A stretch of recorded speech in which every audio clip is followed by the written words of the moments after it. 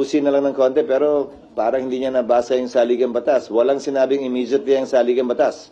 Ang sinabi ng saligang batas ay shall forthwith proceed with trial.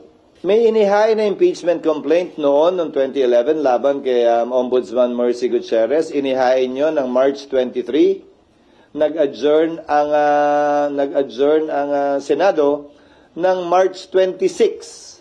Walang ginawa ang Senado noon. Nagsimula ang trial May 19.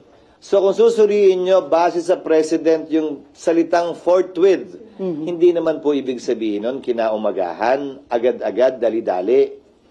Mahigit 2 buwang inupuan, pinag-aralan, binasa, tiningnan ng Kamara yung mga impeachment complaint na nakabinbin.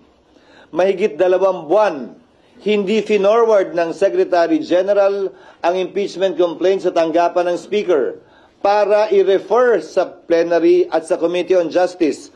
Magkatabi lamang naman ang kwarto tulad sa Senado ng Secretary General at ng Speaker, ang Secretary ng Senate at ng Senate President. Bakit naman kami bigla sasabihang gumalaw, umakto agad sa loob lamang ng ilang oras? Kung nagpa-banjing-banjing sila gawin ito, siguro wala naman silang basihan ngayon na madaliin kami, lalo na nasa huling araw na ng sesyon. Yan pinadala sa amin, halos mag-aalas 5 pa ng hapon. Wala rin namang deadline ng impeachment trial na maari at pwedeng mangyari na ma-roll over to the 20th Congress. Pero there's the word forthwith. Kailangan gawin mo agad pag na-transmit sa iyo ng House Speaker.